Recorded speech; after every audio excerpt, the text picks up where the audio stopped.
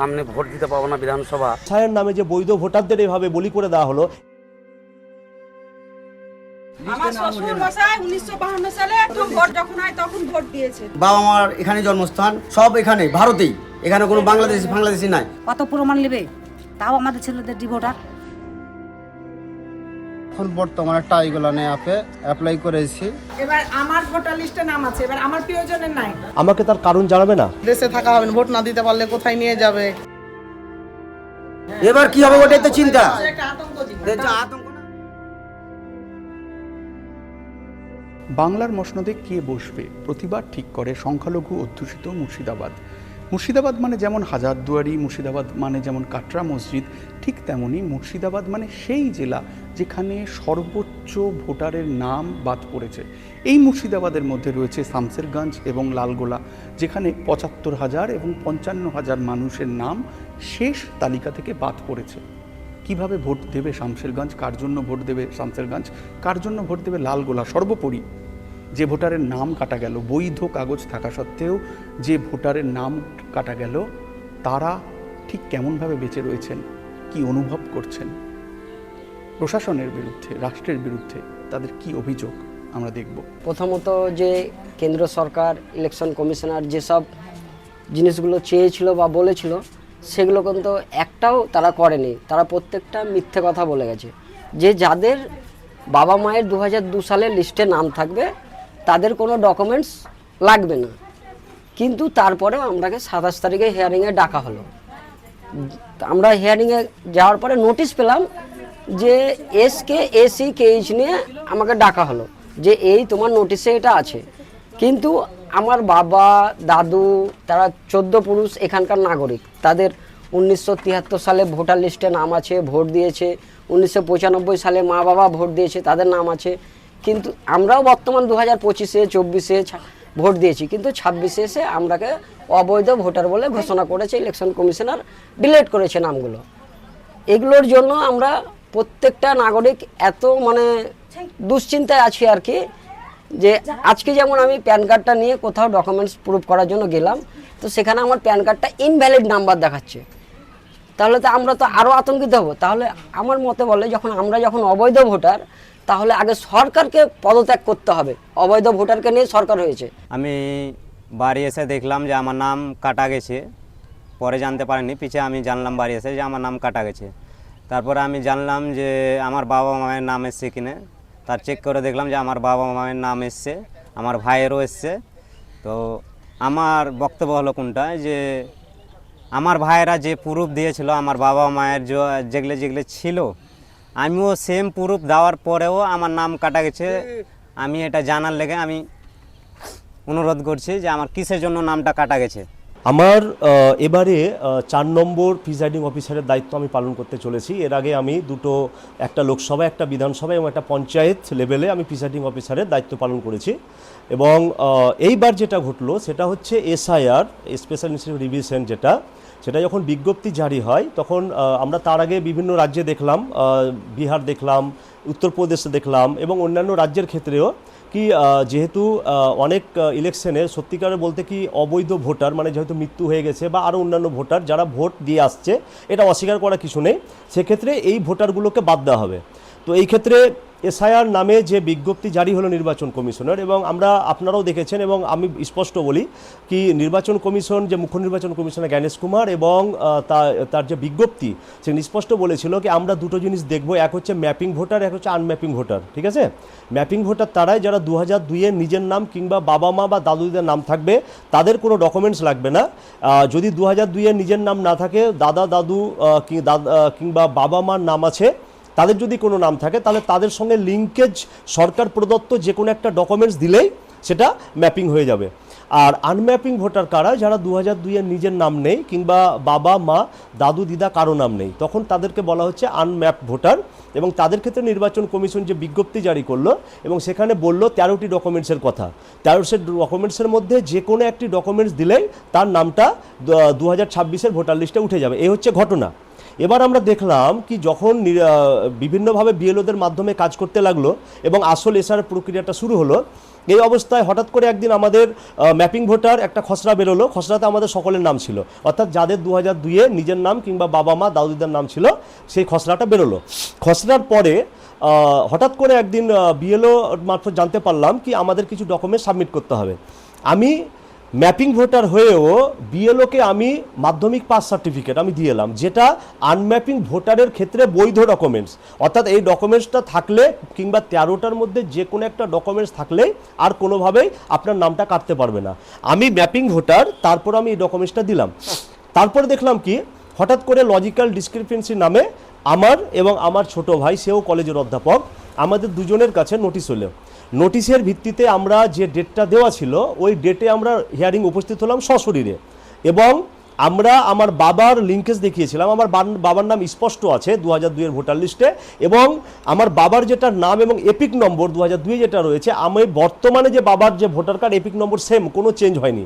আমি আমার বাবার নামের বৈধ ডকুমেন্টস দিলাম, এবং সর্বোপরি আমি মাধ্যমিক পাস সার্টিফিকেট, তারপরে ড্রাইভিং লাইসেন্স, তার সঙ্গে কাস্ট সার্টিফিকেট, যেগুলোকে বলা হচ্ছে আনম্যাপিং ভোটারের ক্ষেত্রে বৈধ ডকুমেন্টস, আমি এই ডকুমেন্টসগুলোও দিলাম। ডকুমেন্টসগুলো দেওয়ার পরেও আমি দেখলাম ফাইনাল যে সাপ্লিমেন্টারি লিস্ট, সেই লিস্টে আমার নামটা নেই এবং আমার ছোট ভাইয়ের নামটা নেই, নামটা ডিলিট করে দেওয়া হয়েছে। আমার প্রশ্ন একটাই, কি আমাকে যে ডিলিট করা হলো, একজন বৈধ ভোটারকে ভোটাধিকার কেড়ে নেওয়া হলো, আমাকে তার কারণ জানাবে না? কারণ কিন্তু জানায়নি। দ্বিতীয় প্রশ্ন হচ্ছে কি একটা আন্ডার অ্যাডজুডিকেশন বিচারাধীন প্রক্রিয়ায় আমি সশরীরে আমি উপস্থিত থাকবো না, বা আমাকে কেন বা কোন ডকুমেন্টসের আমার ভুল থাকলো বা কোন ডকুমেন্টসটা আমার গ্রহণযোগ্যতা পেলো না, আমাকে তার মানে ডায়ের সশরীরে উপস্থিত হতে বলবে না, বা আমার আত্মপক্ষ সমর্থন সুযোগ দিতে হবে না, আমার সরাসরি ভোটার থেকে ডিলিট করে দেওয়া হলো। এইখানে আমার প্রশ্ন, একজন বৈধ নাগরিক হিসাবে কি আমার নামটা কেন ডিলিট আমার বাবা মার নাম থাকার পরেও? যে আমরা তো যাকে হোক ভোট দেবো আর ভোট দিচ্ছি আজকে থেকে না, জন্মস্থান এখানে, আমার বাবা মার এখানে জন্মস্থান, সব এখানে ভারতেই, এখানে কোনো বাংলাদেশি নাই, তবুও কেন বাদ দিল? হ্যাঁ, কেন বাদ দিবে এইসব জিনিস, কেন বাদ দিবে?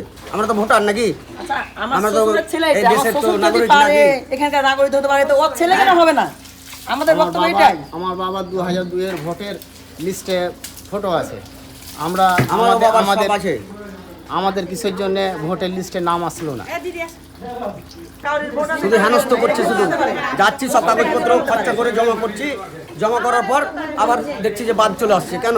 এটা আমার বোন, আমাদের জন্মস্থানে এখানেই, আমার বাবা আমার সব আছে, সব কিছু ডকুমেন্টস আছে, অথচ 3-4 বার জমা দিয়েছি, তারপরও বাদ দিয়েছে কেন? যে বিজেপি ওই তোমার বিহারে যেরকম করতে চেয়েছিল, করার পরে জিতেছে, সেখানে পশ্চিমবাংলায়ও এটা করতে চাইছে যে এখানে আমি করার পরে এই জিনিসটা জানি আমি 100% আমি জিততে পারি পশ্চিমবাংলায়। এটা ষড়যন্ত্র 1 নম্বরে। কোনো এখানে দেখো, এখানে যারা বাংলাদেশে যারা বলছে যে বাংলাদেশে ঢুকে আছে, তো অ্যাকচুয়ালি বাংলাদেশও জানে, বাংলাদেশের লোকও জানে যে আমি ইন্ডিয়ায় বাস করতে পারবো না, কেন এখানে অরিজিনালি জানে যে আমি ইন্ডিয়ার লোক তো সুখে নাই, তা আমি ওখানে যাই কী করব? আমি এর আগেও 3-4 বার ভোট দিয়েছি। আমার বাবা 35 বছর থেকে ভোট দেয়, 40 বছর থেকে ভোট দেয়, তারপরেও এই ভাগে নাম কাটা গেল। আমি কিসের জন্য কাটা গেল আমি এটাই জানতে চাই সরকারের কাছ থেকে। আমি এসেছিলাম যে ভোটের রোজার আগে এসেছিলাম, যে বলেছিল যে হয়তো নাম একটা ভুলের কারণে বলছে যে তোমার ওই করতে হবে, কাগজপত্র জমা দিতে হবে। দিয়ে আমার ভাইরা জমা দিয়েছিল, প্রথম বেলা একবার দিয়েছিল, প্রথম বেলা দেওয়ার পরে বলছে অত হবে না, তোমাকে ওই ডেটের মধ্যে আসতে হবে। দিয়ে তারপরে আমি এলাম দিয়ে আমি নিজস্বভাবে আমি সমস্ত ডকুমেন্টস আমি জমা দিলাম। জমা দেওয়ার পরে বলছে আবার ফেরত এলো, আবার ফেরত আসার পরে আমি আবার বলছি যে এটা তো হবে না, বলছে আমার সমস্ত ডকুমেন্টসকে জেরক্স করে আমি জমা দিলাম। জমা দেওয়ার পরে জমা দিলাম, দিয়ে তারপরে বলছে যে ওটাও ব্যাক আসছে, ব্যাক আসার পরে এরপরে এখন বর্তমানে টাইগোলানে অ্যাপ্লাই করেছি, এখন পর্যন্ত কোনো নাম টাম আসেনি। আমরা তো চাইবো যে আমার ভুল কোথায়, আমি এত বছর ধরে প্রায় 10 বছর ধরে আমি ভোট দিয়েছি, তখন বলা হয়নি যে তোমার ভোট কেন নিব, তখন তো নিয়েছে নিশ্চয়ই। আমি তো চাইবো যে আমার এতদিন ভোট নিয়ে ওরা খেলেছে কী করেছে, তো এখন কেন আমার নামটা বাদ যাবে? শমশেরগঞ্জ বললে মোটামুটি ৭১,০০০ বাদ পড়েছে। এবং দুর্ভাগ্যপূর্ণ আরেকটা বিষয়, পার্শ্ববর্তী আমার দুটো বুথে এখন পর্যন্ত ফাইনাল লিস্ট বেরোয়নি, এখনও আন্ডার অ্যাডজুডিকেশনই বিল রেখে দিয়েছে। তাহলে বলুন, এগুলো নির্বাচন কমিশনের গাফলতি নয়তো কি? আমার প্রশ্ন একটাই, কি এতগুলো বৈধ ভোটার যারা দীর্ঘদিন ভোট দিয়ে আসছে, আপনি এত তাড়াহুড়ো না করে যদি একটা সুষ্ঠু প্রক্রিয়াটা যদি 1-1.5 বছর আগে থেকে করতেন, তাহলে ডকুমেন্টসগুলো ঠিকঠাক আপনারা জাস্টিফাই করতে পারতেন, কিন্তু আপনারা করতে পারেননি। আমি নিশ্চিত, কারণ আমি নিজে 3টে ডকুমেন্টস দিয়েছি যেগুলো ভ্যালিড ডকুমেন্টস। আমার নামটা বাদ হয়ে কী করে? যদি আমাকে ডাকে, এখন যে কোনো সংস্থা যদি ডাকে কি আপনি কোন কোন ডকুমেন্টস দিয়েছেন, আমি সেটা প্রুভ করে দেবো, তাহলে আমার নামটা বাদ হলো কী করে?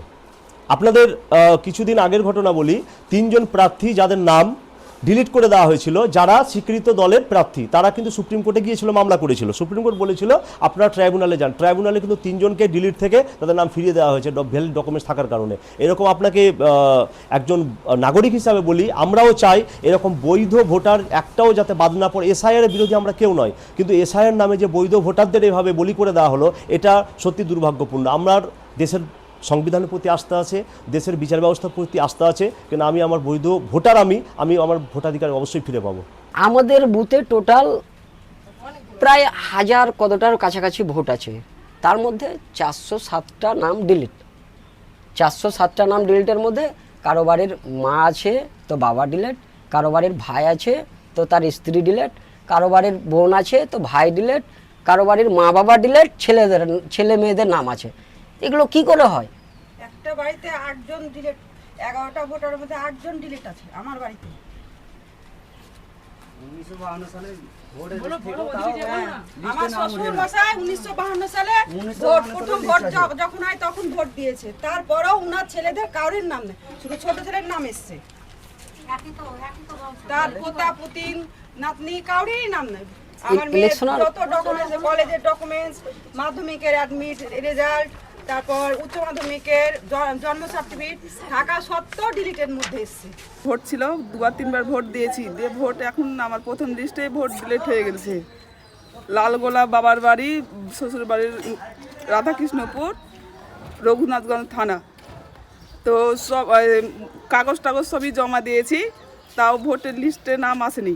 বাবা মায়ের আছে, ভোট আছে 2000 সালে, তা আবার 1995 সালের দলিল দিয়েছিলাম, সবই আছে, রেকর্ডও দিয়েছিলাম, সব কিছুই দিয়েছি, তাও ভোট আসেনি। এটা আমরা কি করে বলবো? ওপরকার লোকই বলতে পারবে কিসের জন্য ভুল হয়েছে না হয়েছে, এটা তো আমাদেরকে বলেনি। ও তো বলেছে যে 6 বাবা মায়ের আমরা 5 ভাই বোন, 5 ভাই বোনের মধ্যে 2টা ভাই বোনের উঠেছে আর 3 ভাই বোনের বাদ করে দিয়েছে ভোট। 6 ছেলে দিয়েছে, বাবা মায়ের বলে 6 ছেলে, তাই 5টা ভাই বোন আমরা, আর একটাকে মানে জড়িয়ে দিচ্ছে, 6টা ছেলে মেয়ে করে দিচ্ছে, সেজন্যই ভোট বাদ করছে। আমার মেয়েটা আমার 2002-এ, তার আগেও আমি ভোট দিয়েছি। আমার বাবা মা দাদু দাদি নানা নানি সবাই আমার জন্মস্থান এখানে আমরা ভোট দিয়েছি। তা তো কেন আমার মেয়ে ছেলেরা কিসের লাগে ডিভোটার হবে? কী জন্য হবে? আমার উপর কার্ড ভোট আছে, ছোটোটার আছে, মধ্যে 3টা বাদ, ওটা আমি কোথা থেকে এলাম? আমার ভোট হবে না, আমার মেয়েদের ডিভোটার আসবে। 1-2-3বার কাগজপত্র জমা দিলাম, পয়সা গেলে আমাকে মোদী সরকার দিচ্ছে না, কে দিচ্ছে? আবার এত টাকা জেরক্স করতে লাগছে। 1-2 আমি 30 খান করে ডকুমেন্টস জমা করেছি। কী জন্য এরকম ডিভোটার আসছে আমাদের? কী কারণে? হ্যাঁ, আমার যাদের বাংলাদেশ পালিয়ে এলো তাদের হয়েছে, আর আমাদের জন্মস্থান এখানে বাবার বাবা তার বাবা কত প্রমাণ নেবে, তাও আমাদের ছেলেদের ডিভোটার। কী জন্য ডিভোটার আসবে? কী জন্যে? মোদী সরকার মমতা তা আমাদের ভোট নিয়ে মন্ত্রী, মুখ্যমন্ত্রী, প্রধানমন্ত্রী হয়েছে, কার ভোট নিয়ে হয়েছিল? আমাদের এখন ডিভোটার হয়ে গেছে। আমার মেয়েদের ভোট, ছেলেদের ভোট আমাদের ভোট নিয়ে হয়েছে, এখনকার ডিভোটার হবে?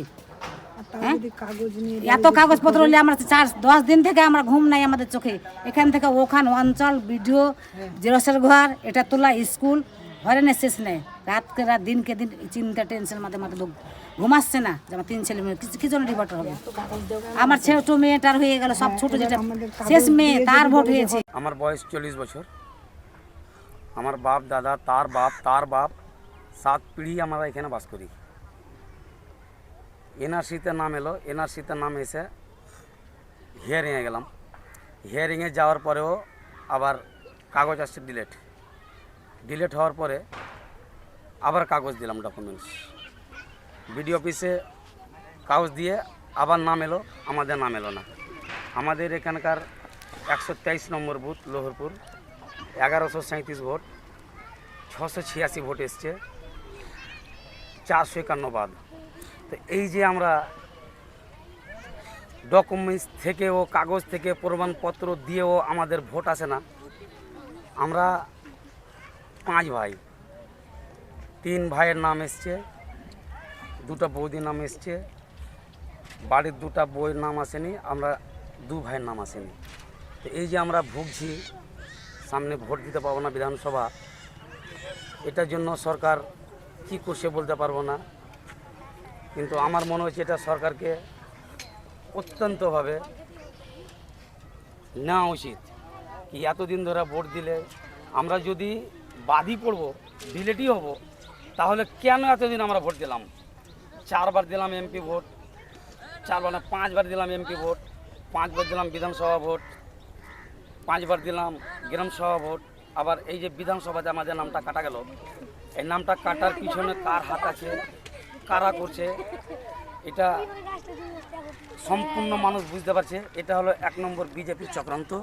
আমার স্বামীর বাদ দিয়েছি, ভোটার লিস্টে আমার শ্বশুরের নাম আছে, বাপের বাড়ির লিস্টের নাম আছে 2002 সালে, তার জন্য তাও বাদ দিয়েছি। হিয়ারে নিয়েছে তার জন্য বাদ হয়ে গেছে। হ্যাঁ, ভোট দিয়েছি, এর জন্য নাম বাদ দিয়েছি কী করে? আমরা সবই তো দিয়েছি, সব ফর্ম দিয়েছি আমরা জমা, এসআই যা লাগে সবই দিয়েছি, তাও বাদ দিয়েছে আমার। তো আমি 3 বার করে হিয়ারিংয়ের জন্য কাগজ জমা দিয়েছি, 3 বারই ওই কাগজ ফেরত আসছে, ডিলেট হয়ে যাচ্ছে।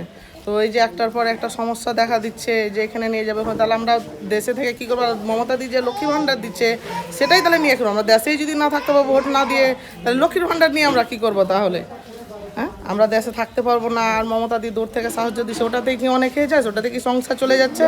সেটা তো চলে যাচ্ছে না। ওই যে শোনা যাচ্ছে তো যে দেশে থাকা হবে না, ভোট না দিতে পারলে কোথায় নিয়ে যাবে, লোকের মুখে শুনতে পাচ্ছি, খবরে দিচ্ছে। ট্রাইব্যুনালে অনলাইন করেছি, অ্যাপিল করেছি, কালকেও আবার ফর্ম জমা দিলাম। কিন্তু তো আপনাকে একটার পর একটা আশা তো দিছে, আশা দিয়ে কি কই নাম তো উঠলো না। বিজেপি এটা কাজ করছে। বিজেপি পশ্চিমবাংলায় ক্ষমতায় আসার জন্য যতগুলা মুসলিম ভোট আছে সব ভোট কাটছে।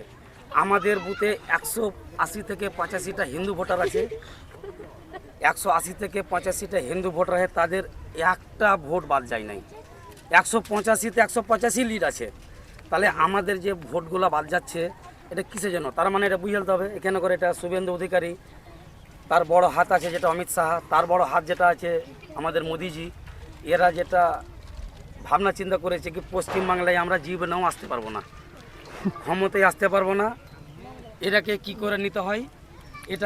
এরাকে এনআরসির নাম দিয়ে এদের কাগজটিকে কাটা হোক, কাগজটিকে কেটে দিয়ে মুসলমানের নামগুলোকে বাদ দিয়ে আমরা এখানে করে ক্ষমতা আসতে চাই। মোদিজি যেটা ভেবেছে সেটা ভুল। এখানে করে যদি হাঁপাহাঁপিও যদি ভোট থাকে মুসলমানের, তবুও এখানে করে আমাদের পশ্চিম বাংলাতে মমতা সরকার থাকবে, এটা আমাদের আশা। বিজেপি সরকার এখানে আসতে পারবে না।